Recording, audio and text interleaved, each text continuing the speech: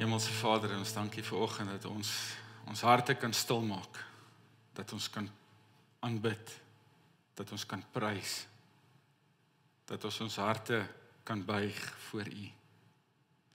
En dankie dat ons met afwagting ook vir oggend die aanraking van Heilige Gees op ons binneste kan beleef, soos wat ons na U woord kyk. En dankie dat ons kan bid en vra ook, soos wat U woord doen, keer op keer, dat U ook aan ons harte sal kom sny vir oggend, dat U waarheid ons sal vrymaak. In Jesus naam bid ek dit. Amen. So weer eens, 'n hartlike welkom aan elkeen van julle en elkeen van julle wat van die huis af ingeskakel is. Ons mis julle hier vandag en ons sien uit na die dag en die geleentheid wat ons weer almal saam hier kan wees. Ek het laasweek deel 1 bedien van die boodskap getitel die doping met die Heilige Gees en ek wil net kortliks aanraak en opsom dit wat ek laasweek oor gesels het.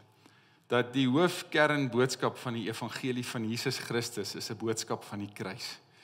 En dit is 'n boodskap wat vir ons vertel dat Jesus Christus het aarde toe gekom om sy lewe te kom gee. Jesus Christus se doel hoekom hy aarde toe gekom het, is om te kom sterf aan 'n kruis, sodat ek en jy se verhouding met God herstel kan word, sodat die wat nie kinders van God is nie, vergewing van sondes kan ontvang en 'n kind van God kan word. Maar die punt wat ek gemaak het, dat hier aangelykstaande aan die feit dat die kernboodskap van die evangelie, die kernboodskap is van die kruis, is dat Jesus Christus is ook bekend gestel deur Johannes die Doper as die een wat gaan kom, wat sal doop met die Heilige Gees en met vuur. En dat God se doel met die stuur van sy seun het ook alles te doen met die koms van Heilige Gees en dat ek en jy in oorwinning kan leef omdat ons die bekragtigende teenwoordigheid van die Heilige Gees by ons het. Ek het laasweek se boodskap afgesluit met 'n vraag wat sê, wat gekom het uit Lukas 11 vers 11 tot 13.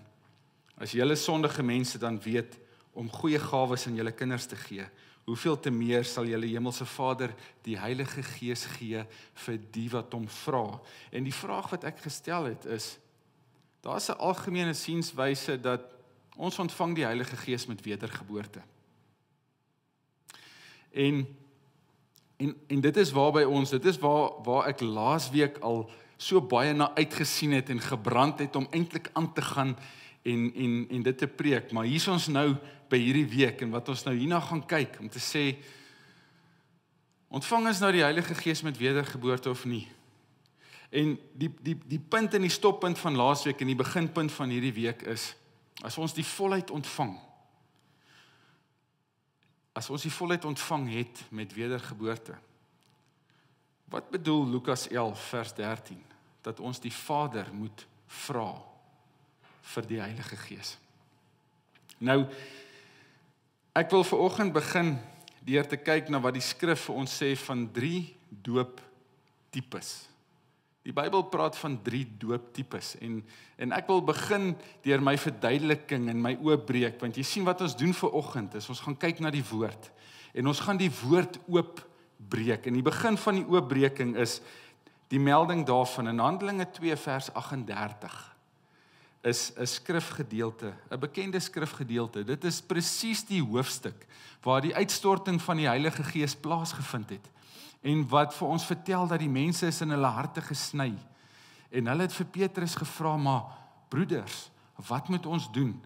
En Petrus se antwoord daaraan hulle is 'n baie belangrike en 'n kritiese antwoord. Wat sê, bekeer jou, laat jou doop, en jy sal die gawe van Heilige Gees ontvang. En daar is eintlik in 'n mate, jy sê nou vir my Friedel, hoe in die lewe gaan jy 3 dope uit hierdie skrifgedeelte uithaal? Nou, ek wil sê dat hierdie 3 dooptipes is, punt nommer 1, is dat die Heilige Gees doop ons in Jesus. Punt nommer 2, 'n disipel doop my in water. En punt nommer 3, Jesus doop my met die Heilige Gees. Nou kom ons kyk na punt nommer 1. Die Heilige Gees doop ons in Jesus. Wat is dit? Ek lees in 1 Korintiërs 12 vers 13. Dit is 'n redelike langerige vers, maar ek wil 'n gedeelte uit daai vers uithaal wat vir ons sê, want ons is almal deur een Gees gedoop in een liggaam. Ons is almal deur een Gees gedoop in een liggaam. Wat beteken dit? Daai skrifgedeelte sê vir ons dat die Heilige Gees is die een wat my en jou doop in Jesus. Die vraag wat onder hierdie opskrif kan ontstaan, as wedergebore gelowige, het ek die Heilige Gees dan nou of het ek hom nie? Om eerlik te wees om daai vraag te antwoord, wil ek sê, ons kan nie eers wedergebore raak sonder die Heilige Gees nie. Ons kan nie eers na Jesus toe kom sonder die Heilige Gees nie. Ons sal in ons binneste nie eers 'n begeerte hê om met alles binne in ons na Jesus toe te draai, as dit nie vir die Heilige Gees is nie. Die Heilige Gees is die een wat ons doop in die liggaam. Die Heilige Gees is die een wat ons bring na Jesus toe, sodat ons deel kan raak van die liggaam van Christus. Ek wil 'n paar verse hier aanhaal. Die eerste een uit Handelinge 2, vers 37. Toe Petrus so vol van die Heilige Gees op die uitstortingdag op Pinksterdag preek, sê die Bybel vir ons in Handelinge 2:37. Toe die skare mense dit hoor, was hulle diep in hulle harte getref. Wat was hierdie diep in hulle harte getref? Jy sien, Hebreërs 4 vers 12 verduidelik vir ons. En dit sê, dat die woord van God is lewend en kragtig en is skerper as 'n tweesnydende swaard. En dit dring deur murg en gebeente en siel en been en dit is 'n beoordelaar van die oorlegginge en die gedagtes van die hart. Wat is dit wat daai hoorders van Petrus se boodskap en wat ek en jy so baie keer ervaar as ons sit onder die prediking van die woord, dat ons harte word diep aangeraak. Wat is dit? Dit is Heilige Gees. Dit is Heilige Gees wat ons harte diep kom aanraak deur die woord. Want hoekom? Want die woord wat gepreek word is 'n lewendige en 'n kragtige woord. En Efesiërs 6 vers 17 sê vir ons dat hierdie woord, hierdie swaard wat Hebreërs 4 vers 12 van praat, sê Efesiërs 6 vers 17 is die swaard van die Gees. Die woord van God is die swaard van die Gees. Ons harte word diep getref, want dit is Heilige Gees wat die swaard van die woord gebruik om ons harte te sny en ons te lei tot bekering en ons te lei tot wedergeboorte. Verder sê Johannes 16 vers 8 vir ons, dat dit is die Heilige Gees wat oortuig van sonde en van geregtigheid en van oordeel. En niemand van ek of jy sou oortuig geraak het van ons verlore toestand sonder Jesus. Niemand van ons sou eers gedraai het na Jesus toe in die besef dat ons hom nodig het omdat ons verlore is, as dit nie was vir die werking van die Heilige Gees in jou en in my se lewe nie. Wanneer 'n persoon tot bekering kom, wanneer 'n persoon tot geloof kom, dan begin die aktiewe werking van die Heilige Gees in daai persoon se lewe. En dit is wat jy ervaar het. Nadat jy 'n besluit en 'n keuse gemaak het en 'n oorgawe gemaak het aan Jesus Christus, het jy begin beleef hoe Heilige Gees in jou werk, in jou lewe begin werk. As gevolg van wedergeboorte. Dit is hoekom. Voor wedergeboorte was ons dood vir die Gees. Ons was geestelik dood, maar as gevolg van wedergeboorte is ons geestelik lewendig gemaak deur die Heilige Gees en is ons gereed vir die werking van die Heilige Gees in my en jou se lewe. Ek wil gou teruggaan na die tuin van Eden met die skepping van Adam. En in Genesis 2 vers 7 lees ons 'n skrif wat sê dat toe God vir Adam gemaak het, het hy daar 'n moddermannetjie met grond en met water gevorm. En die Bybel sê vir ons, en God het afgebuk op sy knieë, en hy het in Adam se neus, het hy lewe ingeblaas. Die Bybel sê, die Here God het die mens geformeer uit die stof van die aarde, en hy het in sy neus, het hy die asem van lewe geblaas, en so het die mens 'n lewende siel geword. Vader het kom blaas, en hy het lewe gegee aan die mens. Maar ek en jy weet, wat het gebeur in die tuin van Eden, toe Adam en Eva in sonde verval? Hulle het self bely dat God het gesê, as julle van daai vrug eet, sal julle sekerlik sterwe. Het hulle dood neergeval toe hulle geëet het van die vrug? Nee. Dis omdat hulle het nie dadelik in die liggaam gesterf nie, maar iets binne in hulle het gesterf. En dit is die probleem wat die hele skepping daarna mee gebore word. 'n Sondige natuur, verwyderd van God. En op hierdie gedagte wil ek nou spring na 'n Nuwe Testamentiese skrif in Johannes 20 wat afspeel op die dag van opstanding. Die Bybel sê vir ons, dit was die aand van die dag, die eerste dag van die week, toe Jesus Christus se graf die oggend leeg gevind is. Daardie selfde aand is die disippels in 'n vertrek toegesluit uit vrees vir die Jode. En skielik staan Jesus in hulle midde. En ons lees Jesus se woorde. Hy sê vir hulle, vrede vir julle. Soos wat die Vader my gestuur het, so stuur ek julle. En dan in Johannes 20 vers 22 lees ons die woorde. Nadat hy dit gesê het, het hy op hulle geblaas en vir hulle gesê, ontvang die Heilige Gees. Nou vir baie mense is hierdie skrifgedeelte so 'n bietjie van 'n vraagteken. Wat is hierdie blaas? Want dis vir ons baie duidelik in die woord, dat die Johannes 20 vers 22 gebeurtenis, toe Jesus op opstandingdag aan sy disippels verskyn het, en hy spreek die woord, die vreemde woorde, toe hy oor hulle blaas, en hy sê vir hulle, ontvang die Heilige Gees. Maar dit is 50 dae verwyderd van Pinksterdag, toe die uitstorting van die Heilige Gees gekom het. En nou is hier so 'n bietjie van 'n vraagteken.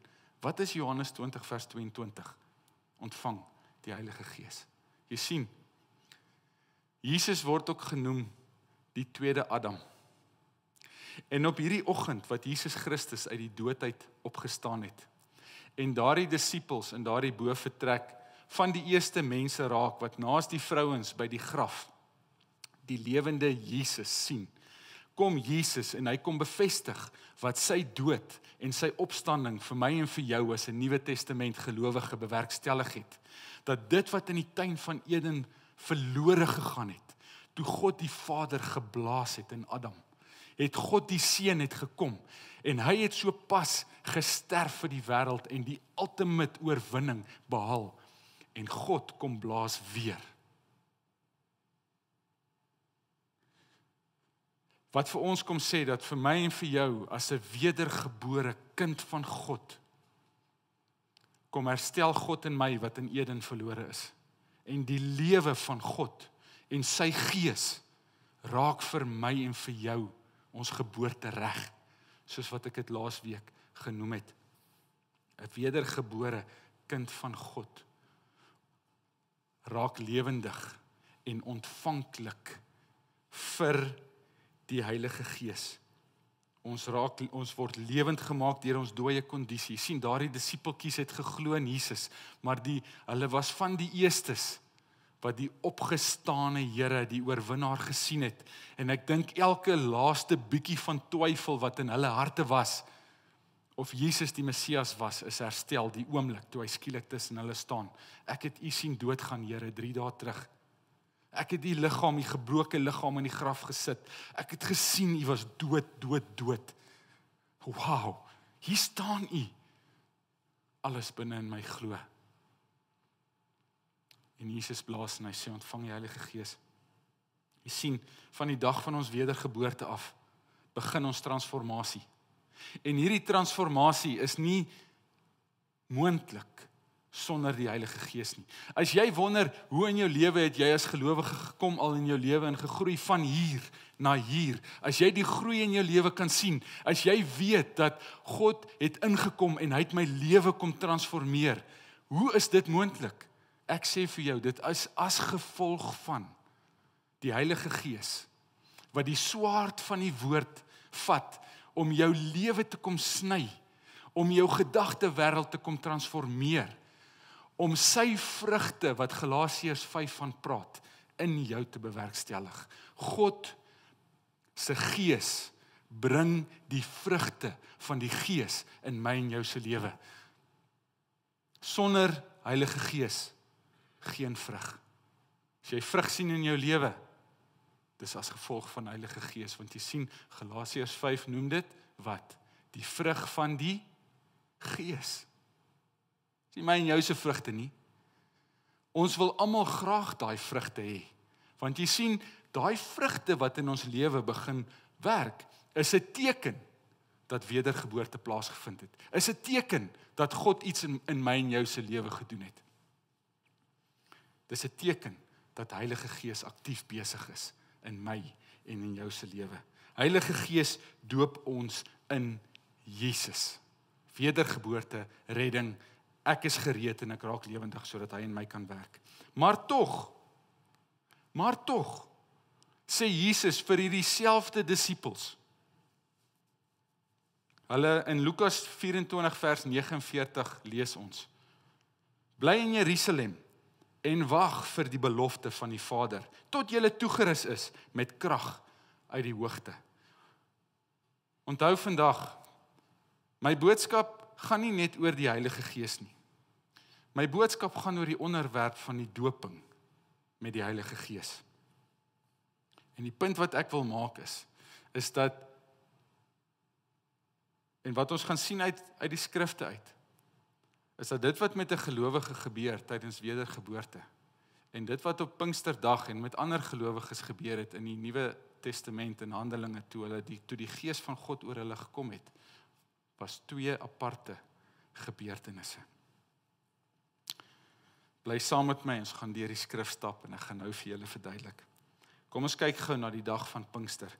Ons lees in Handelinge 2 vers 1 tot 4, lees ons die volgende. Toe die dag van Pinksterfees aanbreek, was hulle almal op een plek bymekaar. Skielik was daar 'n geluid uit die hemel, soos van 'n geweldige stormwind. En dit het die hele vertrek gevul waar hulle gesit het. Hulle het iets soos vuur gesien wat in tonge verdeel en op elkeen van hulle gekom het. Almal is met die Heilige Gees vervul en hulle het in ander tale begin praat, soos wat die Heilige Gees dit aan hulle gegee het, om onder sy leiding te doen. Ek wil nou hê ons moet gou na die disippels se lewe kyk voor hierdie dag. Jesus het reeds sy disippels geroep. Jesus het reeds aan sy disippels opdragte gegee. Hierdie disippels het al reeds vir 3 jaar saam met Jesus deur die land Israel beweeg, van dorp tot dorp, om die koninkryk van God te verkondig. Die bediening was nie iets niets vir hierdie disippels nie. Hierdie disippels se bediening het nie begin toe die dag van Pinkster aangebreek het nie. Ons sien in Lukas 9 vers 1 tot 2, lank voor sy dood, lank voor Pinkster, sê Jesus vir sy 12, hy het die 12 disippels saamgeroep. Hy het aan hulle mag en gesag gegee oor al die duiwels, om siekes te genees. Hy het hulle uitgestuur om die koninkryk van God te verkondig en om siekes gesond te maak. Hierdie disippels het reeds bedien. En ons sien dat daar was kere wat die disippels in verwondering na Jesus toe teruggekom het en gesê, wow, selfs die duiwels luister na ons. Daar was impak in hulle bediening en hulle het al bedien. Maar wat ons sien wat gebeur het met die dag van Pinkster, is dat die impak van hierdie disippels se lewe, die impak van hulle arbeid in die koninkryk, het met rasseskrede vermenigvuldig. Daar was 'n opblaas. Dit was soos asof 'n atoombom in hulle lewe afgegaan het. En die vrug van hulle arbeid was net vermenigvuldig. 100voudig. Ons sien op daardie dag dat daardie disippels, daar was nie 'n stil gebeurtenis nie. Dit was nie 'n dag wat hulle na sou terugdink en sou wonder, ons wonder, het God se Gees ons nou gevul op hierdie manier? Het ons die doping met die Gees ontvang of het ons nou nie die doping met die Gees ontvang nie? As ons kyk wat gebeur het daar, dan lees ons, daar was 'n geluid uit die hemel uit. Sê, wat het die mense bymekaar gebring daar in Jerusalem die dag toe die Heilige Gees uitgestort het? Daar was 'n geluid uit die hemel uit. Die Bybel sê nie vir ons wat dit was nie, maar daar moes 'n geraas gewees het. Ek sien Bill Johnson praat van 'n heavenly roar. Wat die aandag van mense getrek het. Wat is dit? Daar was, ons lees van 'n rukwind. Ons lees van tonge van vuur. Ons lees van sprekende tale. Hierdie disippels het nie na die tyd gewonder, ag, ek wonder, het die Gees van God nou op my gekom, of het die Gees van God, het ek nou die doping ontvang, of het ek nou nie die doping ontvang nie. Daar was iets anders. Daar was 'n teenwoordigheid van die bonatuurlike. En hulle is gevul. En daarna die geweldige vermenigvuldiging. Ons gaan so 'n bietjie verder aan in Handelinge. Wat ook vir my as ek daai skrifgedeeltes lees, dan sien ek daarin ook die onderskeid van gelowige wat gelowig word, en hoe die disippels van daai tyd dit gesien het, op grond van ook van die woorde van Jesus, bekeer jou, laat jou doop, en jy sal die gawe van die Gees ontvang, en hoe die disippels self gaan bedien het. En dat die bekragtiging, die bekragtigende doping van die Heilige Gees vir hulle in hulle lewe 'n aparte gebeurtenis ook was. En as daar iemand tot geloof gekom het in Jesus, het die disippels van daai tyd dit ook hanteer in daai nuwe disippels se lewe as 'n aparte gebeurtenis. Kom ons gaan na Handelinge 8 en ek wil vir julle lees van vers 14 tot vers 17. Toe die apostels in Jerusalem hoor dat die mense in Samaria die woord van God aanvaar het hulle Petrus en Johannes daarheen gestuur. Die het toe gegaan en vir hulle die mense daar gebid dat hulle die Heilige Gees mag ontvang. Want die Gees het nog nie op een van hulle gekom nie. Hulle was net in die naam van die Here Jesus gedoop. Die apostels het hulle toe die hande opgelê en hulle het die Heilige Gees ontvang. Lees julle wat hier staan? Hierso staan dat die Samaria, nie 'n plek wat die Jode baie van gehou het nie, want wie daar gebly? Die Samaritane. So die nuus het in Jerusalem gekom, die Samaritane het tot geloof gekom, die Samaritane het die woord van God aanvaar, en daai nuus versprei Jerusalem toe, in so 'n mate dat 2 van die grootkop disippels, Petrus en Johannes, soontoe gestuur is en gesê, ouens, ek dink julle moet gaan kyk wat daar in Samaria aangaan. En wat vind hulle? Hulle vind daar gelowiges. Hulle vind daar gelowiges wat selfs gedoop is. Maar ons lees in hierdie skrifgedeelte dat hulle nog nie die Heilige Gees ontvang het. Dat daar nog nie dat die bekragtigende doping van die Heilige Gees nie iets is wat met hulle gebeur het nie. En wat lees ons? Die disippels het gegaan, hulle het hulle hande opgelê en hulle het die Heilige Gees ontvang. Ek wil laat ons aangaan na Handelinge 19 vers 1 tot 7. En dit sê die volgende: Terwyl Apollos in Korinthe was, het Paulus deur die binneland gereis en hy het in Efese gekom. Daar het hy 'n groepie gelowiges gekry. Party van die vertalings sê ook hy het 'n groepie disippels gekry. Nou as jy lees in die Bybel van, of as ons sou praat, ek sê, ek het ergens heen gegaan en ek het 'n groepie gelowiges gekry. Van die vertaling sê, hulle het 'n groepie disippels gekry. Is hierdie mense wat nie glo in Jesus nie? Nee. Hulle word gelowiges genoem. En van die Afrikaanse vertalings en van die Engelse vertalings word hulle disippels genoem. Wat is 'n disipel? 'n Disipel is iemand wat tot geloof gekom het, wat glo in die woord van God. Daar het hulle 'n groepie gelowiges gekry, vir wie hulle gevra het julle die Heilige Gees ontvang toe julle gelowig geword het? Dis 'n geldige vraag. Dis 'n vraag van wat ons hieroor gesels. Hierdie groepie gelowiges het gesê, ons het nog nie eers gehoor van die Heilige Gees nie. So die boodskap van die evangelie wat hulle laat glo het, was nog nie 'n boodskap wat eers die Heilige Gees boodskap ingesluit het nie. Maar die Heilige Gees was die rede dat hulle begin glo het. Hulle het dit net nog nie geweet nie. Hulle het nou vir die eerste keer gehoor van die Heilige Gees. Watter soort hulle het gesê, ons het nog nie eens gehoor van die Heilige Gees nie. Watter soort doop het julle dan ontvang, vra hy? Die doop van Johannes, antwoord hulle. Daarop sê Paulus, Johannes het die mense gedoop as hulle bekeer het. Maar hy het vir die volk gesê dat hulle in die een moet glo wat na hom kom, en dit is Jesus. Toe hulle dit hoor, het hulle in die naam van die Here Jesus laat doop. Paulus het hulle toe ook die hande opgelê, en toe het die Heilige Gees op hulle gekom, en hulle het in ongewone tale of klanke het hulle gebruik, en hulle het geprofeteer, en hulle was altesaam omtrent 12. Hier is nog 'n voorbeeld in die woord van 'n groepie mense wat gelowiges of disippels genoem is, wat gedoop is met die doop van Johannes, wat daar die evangelie van Jesus Christus gehoor het, wat gehoor het van die doop van Jesus Christus, die doop van die gelowige wat ons doen in hierdie doopbad van ons. En hulle is daardie dag gedoop. En toe sê die Bybel vir ons, hierdie groepie gelowiges het 'n tydperkie na hulle tot geloof gekom het in Jesus, is hulle die hande opgelê en hulle is met die Gees gevul en hulle het in vreemde tale en klanke het uit hulle begin uitkom en van hulle het selfs geprofeteer. En jy sien weer eens hier sien ons 'n vorm, 'n mate van die bonatuurlike. Ietsie het gebeur.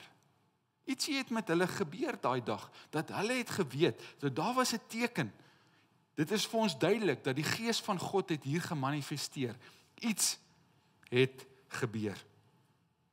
En dis die drie, as gevolg van die drie dooptipes, ons sien dit ook in hierdie skrifgedeelte.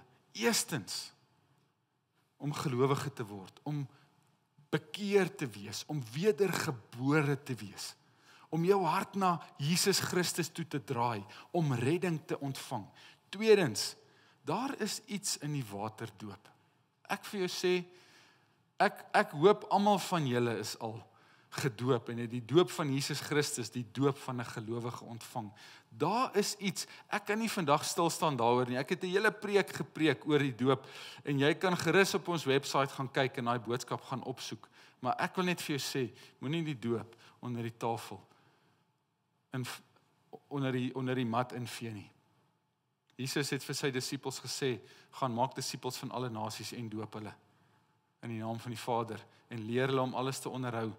Petrus het gesê, wat moet ons doen? Bekeer jou, laat jou doop en jy sal die gawe van die Heilige Gees ontvang. Daar's iets rondom die doop wat 'n deur oopsluit vir 'n groter mate van Heilige Gees werking in ons lewe. Moenie ongehoorsaam wees daarin nie. Maak jou hart oop dat God met jou kan praat daaroor. Hy nooi jou na die water toe. Die skrif is baie duidelik daaroor. Jy hoef nie meer te bid daaroor nie. Die punt wat ek wil maak is, wedergeboorte kom as gevolg van 'n Heilige Gees werking. Dit is vir my baie belangrik dat julle dit moet hoor en ek doen dit by vorm van herhaling. Moenie vir my sê of vir iemand van gaan sê of dat Friedel sê ek het nie die Heilige Gees nie. Ek wil vir jou sê, as jy 'n wedergebore kind van God is, waarlik weergebore, En dis duidelik dat jou lewe het verander as gevolg van jou wedergeboorte. Dis duidelik dat daar vrug is in jou lewe. Dit is as gevolg van Heilige Gees werking in jou lewe. Jy sou nie daai transformasie ondergaan het as dit nie is dat die Gees van God aktief in jou lewe besig is nie. As dit nie is dat jy gehoor gee en jouself onderdanig maak aan die woord van God en aan die werking van die Gees in jou lewe nie. Dit is hoekom daar vrug is.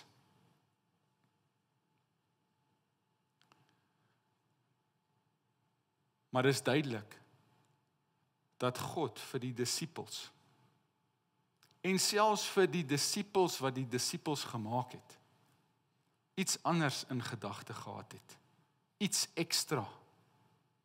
Iets extra om die roeping wat op hulle lewe was, moontlik te maak. Want jy sien, die disippels het nie, they did not have what was needed to evangelize the world out of themselves. Hulle het nie gehad wat nodig was om hierdie groot mandaat te gaan vervul, gaan maak disippels van alle nasies. Ek sou net daar aan mekaar sak en sê, Here, maak my eerder dood, want om die hele wêreld te gaan moet evangeliseer, is 'n taak wat te groot is vir my. En die rede hoekom ek en jy vandag 2000 jaar later nog hier sit, is omdat die evangelie deur die eeue heen gekom het, deur die kragtige invulling met die Heilige Gees en mense bekragtig is bo hulle eie vermoë om die werk van God te kan doen. En dit is wat die doping van die Heilige Gees is. Ons kan pragtige gelowiges wees. Jy weet, ons lees nou die boek Miracles deur en ek wonder wie wat die boek lees, sit en wonder in hulle eie lewe en sê, ja, ek begeer dit, ek begeer wat ek lees. Ek lees hierdie, ek lees van Handelinge. Ek lees van die wondere van Jesus. Ek lees dat Jesus het gesê, dieselfde dinge wat ek gedoen het, sal jy ook doen. En hy kom sê nog groter dinge. Ek lees, ek glo, ek weet, dit is moontlik, maar dis nie nou daar nie. Hoekom nie? Dan hoop ek dat vanoggend se boodskap, glo ek sal net die boodskap wees vir jou. Ek vir jou sê, lees en bestudeer en begin begeer die doping van die Gees van God in jou lewe. Dis nie asof jy hom nodig het omdat jy hom nie het nie.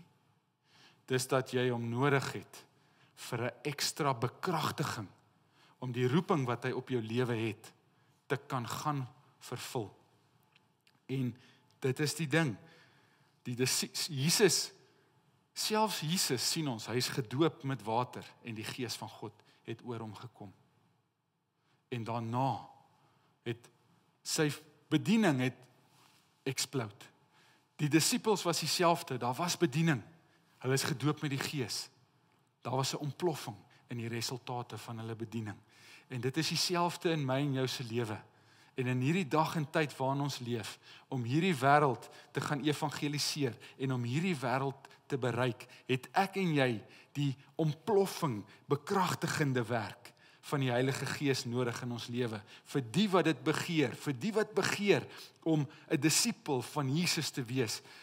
In die begeerte dat, Here, ek begeer dat my lewe maksimum impak kan hê in die koninkryk. Dat my tydperk op aarde gevul sal wees met u Gees. Dat my tydperk op aarde gevul sal wees en geken sal wees dat my lewe, eendag as mense by my begrafnis staan, hierdie ou se lewe was 'n kragtige lewe in die hand van God. Dan is daar iets ekstra om te begeer, my liewe boetie en sussie. Die bekragtigende aanraking en invulling en doping van God se Gees. God het 'n groot roeping vir jou en vir my as sy kinders. God wil jou lewe gebruik. Hy wil jou lewe gebruik. Hy wil jou lewe, hy wil julle lewens gebruik. Hy wil myne, hy wil jou lewe gebruik. Ons kragtig vul. Sodat daar waar ons rond beweeg, dat die gawes van sy Gees, want jy sien, dis die ding. Ons het nie noodwendig die doping met die Gees nodig om die vrug van die Gees te begin beleef in ons lewe nie.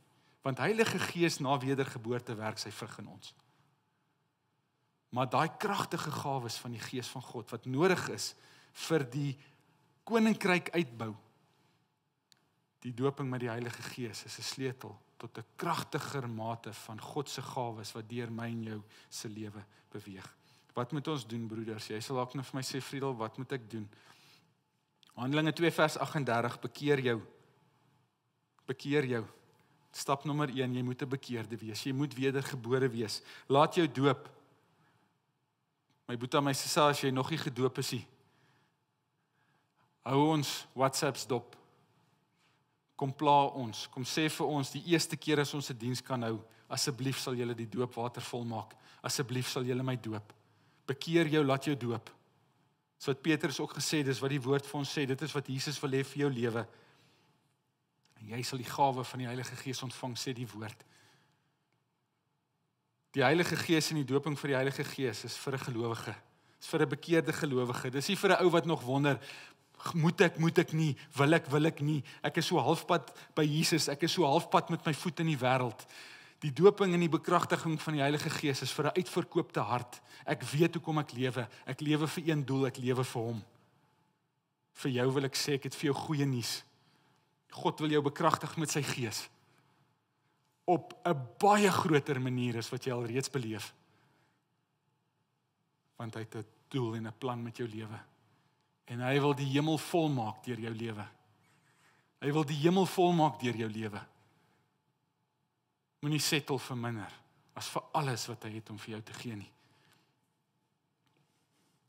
Wat kan ek verwag? Nee, ek wil net sê, punt nommer 4, bekeer jou, laat jou doop, jy sal die gawe van die Heilige Gees ontvang. Lukas 11 vers 13 sê, vra. Jy sien dit sê daar vir ons, vra die Vader. Die Vader gaan nie vir jou 'n klip gee as jy vir 'n brood vra nie. Hy gaan nie vir jou 'n slang gee as jy vir 'n brood vra nie. Dan sê dit daar, hoeveel te meer sal hy die Heilige Gees gee vir die wat vra. Vra hom. Begin hom vra. Begin hom vra vir sy Gees. Begin hom vra vir die doping van die Heilige Gees. Begin hom vra vir sy bekragtiging. Begin dit begeer. Jy sien, daai vra kom uit 'n diep begeerte in jou binneste. En ek wil sê, mag dit die grootste begeerte van jou lewe raak. Meer van God se Gees in jou lewe. 1 Johannes 5 vers 14 sê, God verhoor ons as ons iets vra volgens sy wil. Is die Gees, is die volheid van die Gees in jou lewe volgens God se wil? As jy nog gewonder het, dan wil ek vir jou vra, gaan luister weer na deel 1 en 2 van hierdie boodskap. Ek glo nie hierna gaan jy enigsins 'n twyfel hê of die volheid van God se Gees God se wil is vir jou lewe nie. Dit is God se wil. En sy woord sê, as ons hom iets vra volgens sy wil, kan ons die sekerheid hê dat ons gebed verhoor sal word. Volgens Markus 11 vers 24, alles wat julle in die gebed vra, glo dat julle dit sal ontvang en julle sal dit verkry. Vra hom vir sy Gees en moenie twyfel nie. En hou aan vra en hou aan vra en hou aan vra. En weet jy wat? As dit die grootste begeerte in jou lewe is, sal jy come what may, jy sal doen wat God se Gees jou toe lei, sodat daar al die struikelblokke uit jou lewe weg kan kom, sodat jy die gawes van die Gees kan ontvang. En weet jy wat, daar kan struikelblokke wees. En ek het by myself gedink, miskien gaan daar nog 'n deel 3 van hierdie boodskap wees, want ek dink ons het dalk nodig om so 'n bietjie te praat oor hierdie struikelblokke, wat moontlik struikelblokke in ons lewe kan wees. Ek wil afsluit. Wat kan ek verwag? Hoe kan ek weet? Ek wil net sê, voordat ek by my afsluiting kom, Handelinge 2 en Handelinge 4, praat van, in Handelinge 4, is Petrus en dieselfde disippels, wat in Handelinge 2 gedoop is met die Heilige Gees, is weer gevul met die Heilige Gees. En dat die doping met die Heilige Gees en die aanraking van die Heilige Gees en die invulling met die Heilige Gees en die krag van die Heilige Gees wat oor jou kom, kan meer as een geleentheid in jou lewe wees. Dit is soos, God het my gevul met sy Gees, maar hy het my weer aangeraak en daar was weer 'n vulling en daar was weer 'n aanraking. En ons kan dit begeer vir die res van ons lewe, die volheid van God se Gees in ons lewe. Dis skriftuurlik. Gaan lees Handelinge 2 en gaan lees Handelinge 4. Die einste Petrus, dit praat van Petrus, Petrus is gedoop met die Gees op Pinksterdag en in Handelinge 4 is Petrus weer gevul met die Gees.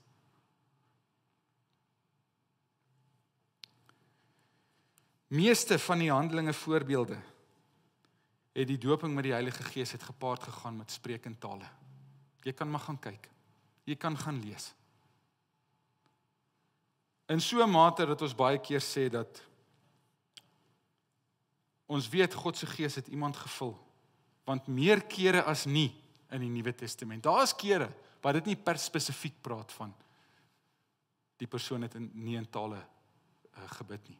Maar daar was meer kere wat sê, daar was vreemde klanke, daar was vreemde tale wat uit die persoon se binneste uitgekom het. Jy sien, die spreek in tale is maar een van die gawes van die Gees. Een van hierdie gelowiges wat ons gelees sê ook, hulle het ook geprofeteer. Die Gees van God het oor hulle gekom en hulle het geprofeteer. Miskien is dit daar dat hierdie gelowige het in tale gepraat, maar daai gelowige het geprofeteer. Sien, dit kan wees dat een van die gawes van die Gees kan in die oomblik manifesteer wanneer die Heilige Gees oor jou kom. Maar die grootste teken daarvan was die tale.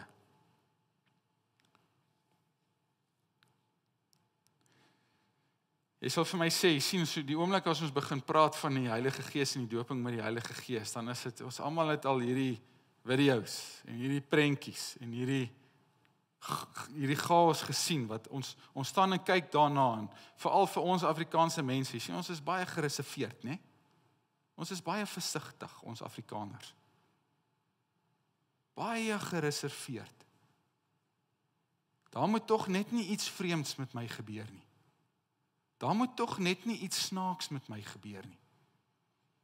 Jy sien, en ons is so bang en so versigtig vir die manifestasies wat dalk kan volg, dat ons ook nie die bekragtiging ontvang nie.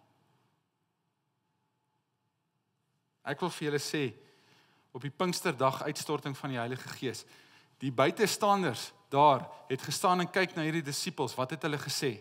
Wat het hulle van hulle gesê? Hulle het gesê hulle is dronk van wyn. Hulle is dronk van wyn. Nou vra ek vir 'n oomblik, wil ek vir my en vir jou, vir ons vra. Wat sal vir my en jou vat as ons staan en kyk na 'n situasie wat afspeel? Wat gaan daar moet afspeel vir my en vir jou om tot die slotsom te kom? Hierdie ouens is gedrink van wyn. Kan dit wees dat daar dalk 'n geweldige gelag was? Die Bybel sê nie vir ons nie. Het hulle dalk hysteries gelag? Het hulle dalk geval? Kon hulle dalk nie op hulle voete wees nie? Ek kon nie staan nie. Nie van wyn nie, van die krag van die Here. Is dit moontlik dat daar dalk iets vreemds kon gebeur het daar? En die wat dit nie beleef het nie, het gestaan en kyk en sê hulle is dronk. Ek wil vir jou sê, my liewe boetie en sussie, die Gees van God is die Gees van God. En partykeer is ons so in die orde, ons vat so daai orde ding wat Paulus van gepraat het, laat ons so vas is in die orde, dat ons die werking van die Gees toesluit in ons lewe, omdat ons bang of skrikkerig is. Ek wil vanoggend net julle bemoedig en sê, weet jy wat, dit gaan nie oor die manifestasie nie. Begeer die krag van die Gees. Moenie bang wees vir die manifestasie nie. God gaan nie vir my en vir jou 'n duiwel gee as ons hom vra vir sy Gees nie. Hy sê dit vir ons in Lukas 11. Ons gaan nie iets vreemds of 'n duiwel ontvang as ons onsself oopmaak en alle weerstand om te kom sê, Here, doen met my wat U wil. Maar my grootste begeerte is U Gees. Ek gee nie om wat U doen nie. Of ek moet val, Here, dan sal ek val. Jy gaan nie moet val uit jou eie uit nie. Ek beloof vir jou, jy gaan nie kan staan nie. Niemand stoot vir niemand om nie. Ons het al gesien dat ons vir mense bid. Sit ek my hande, staan iemand hier voor my, sy hande onder my. Nou wil ek vir jou vra, as jou hande hier bo my is, kan ek jou omstoot?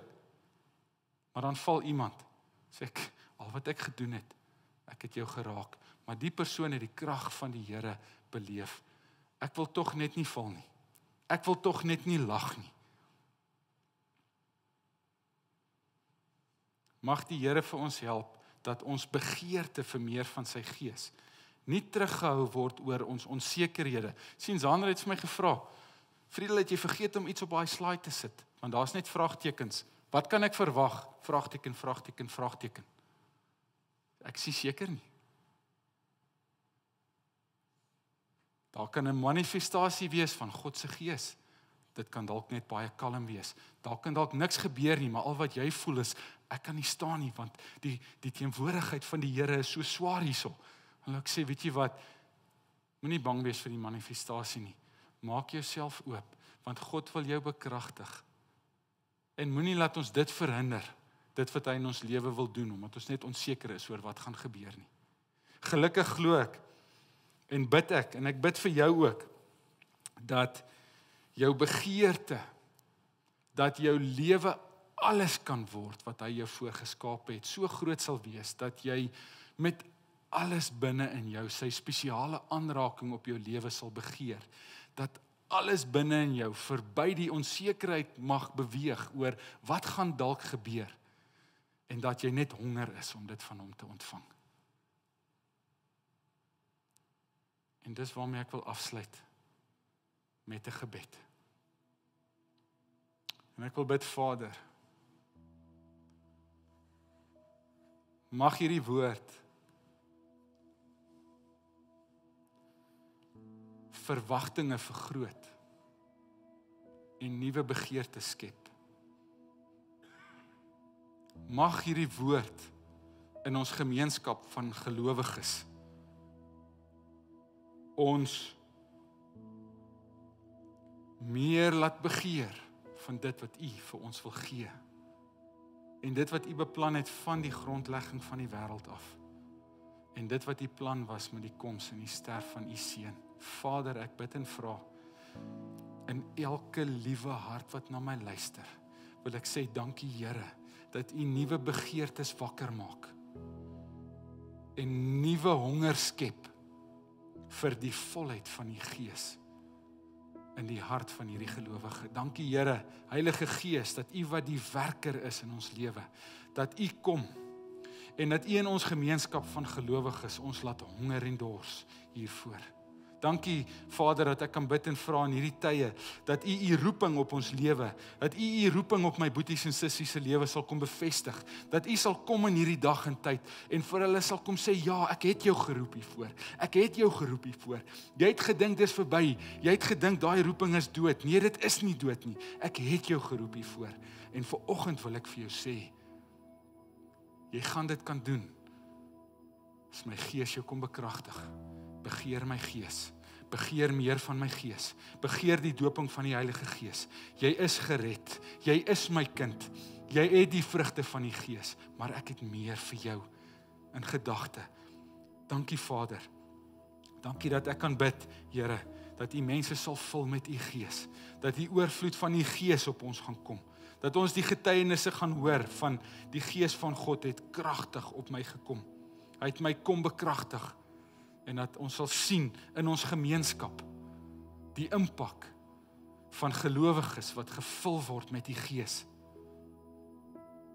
om ons dorp, ons omgewing en ons land te gaan verander vir die koninkryk van God.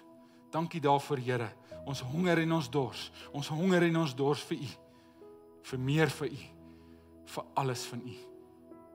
In Jesus naam. Amen.